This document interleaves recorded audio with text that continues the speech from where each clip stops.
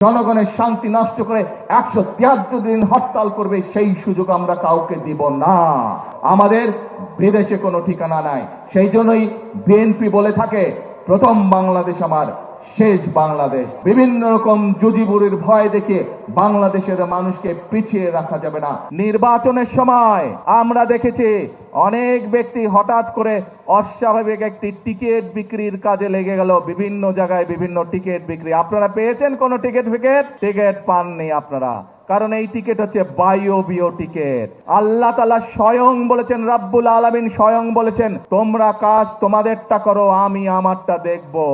আল্লাহ বলেছেন, যে জাতি নিজে পরিশ্রম করে আমি তাদেরকে সহযোগিতা করি, কিন্তু বসে বসে কোনো কাজ হয় না। সেজন্যই প্রিয় ভাই বোনেরা আমরা বলি, করব কাজ গড়ব দেশ, সবার আগে বাংলাদেশ। প্রিয় ভাই বোনেরা, যারা টিকিট বিক্রি করেছিল তারা যখন দেখেছে বাংলাদেশের মানুষ ধানের শীষকে সমর্থন দিয়েছে, যারা টিকিট বিক্রি করেছিল তারা দেখেছে বাংলাদেশের মানুষ বাংলাদেশ জাতীয়তাবাদী দল, শহীদ জিয়ার দল, দেশনেত্রী খালেদা জিয়ার দলকে ম্যান্ডেট দিয়েছে ফ্যামিলি কার্ড বাস্তবায়ন করা।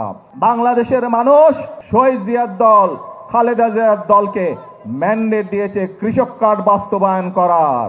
বাংলাদেশের মানুষ বিগত 12 তারিখের নির্বাচনে ম্যান্ডেট দিয়েছে বিএনপিকে খাল খনন কর্মসূচি বাস্তবায়ন করার। বাংলাদেশের মানুষ বিএনপিকে ম্যান্ডেট দিয়েছে বৃক্ষরোপণ করার জন্য। বাংলাদেশের মানুষ বিএনপিকে ম্যান্ডেট দিয়েছে বন্ধ কলকারখানা চালু করে বেকারদের কর্মসংস্থান তৈরি করার জন্য।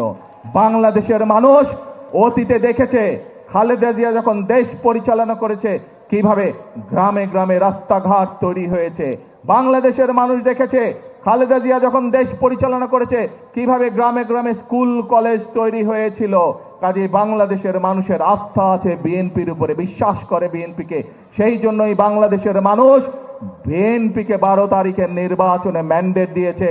যে প্রতিশ্রুতি বিএনপি জনগণের কাছে দিয়েছে, সেই প্রতিশ্রুতি যাতে বিএনপি পালন করতে পারে, বাস্তবায়ন করতে পারে, তার ম্যান্ডেট জনগণ বিএনপিকে দিয়েছে।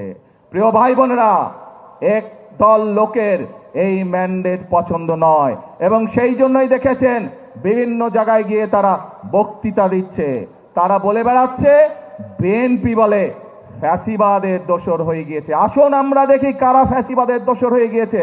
প্রিয় ভাই বোনেরা, 5 তারিখের পরে বিএনপি পরিষ্কার বলেছে জুলাই আগস্ট মাসে যারা মানুষ হত্যা করেছে তাদের আইনের বিচার হতে হবে, তাদের বিচার হতে হবে। কিন্তু আমরা দেখেছি 5 তারিখের পরে কেউ কেউ বলেছিল আমরা সবাইকে মাফ করে দিলাম, বলেছিল না? বলেছিল। প্রিয় ভাই বোনেরা, বিএনপি বলেছিল এই দেশের জনগণ যে সিদ্ধান্ত নেবে বিএনপি সেটি মাথা পেতে নিবে, এবং বিএনপি দেশে বিশ্বাস করে জনগণই সকল ক্ষমতার উৎস।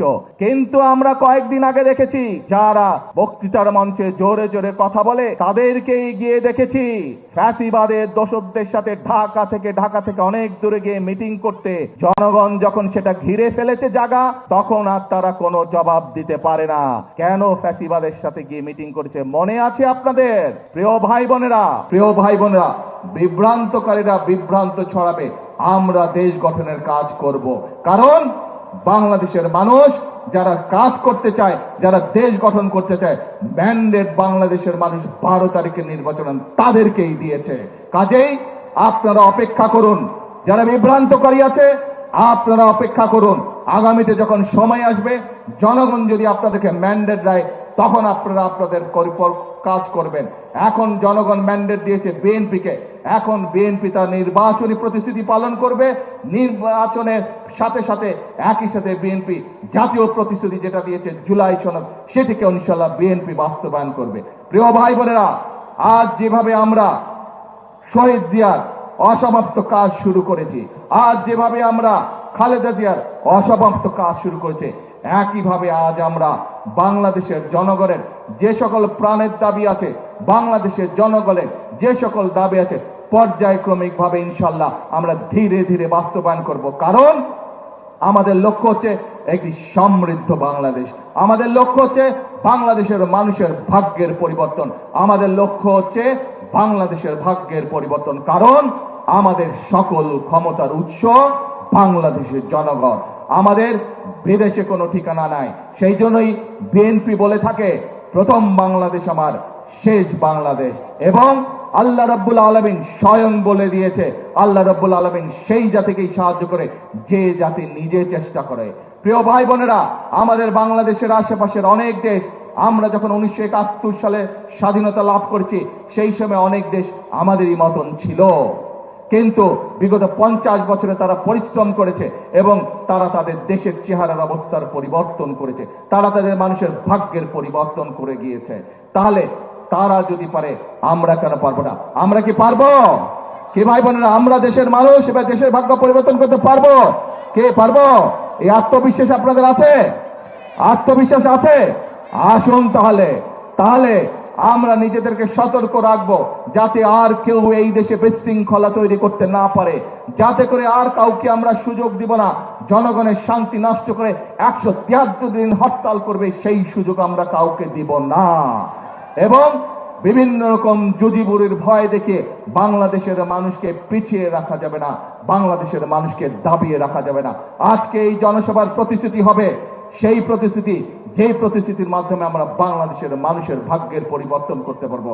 আল্লাহ তাআলা নিজেই বলেছেন, আমি তাদেরই সাহায্য করি যারা নিজেকে সাহায্য করে। আসুন, সেই জন্য আমরা বলি, আমরা কোনো টিকিট বিক্রি করতে চাই না, বরং আমরা বাস্তব কাজ করতে চাই। সেই জন্যই আমরা বলি, করব কাজ, গড়ব দেশ। সবার আগে কে?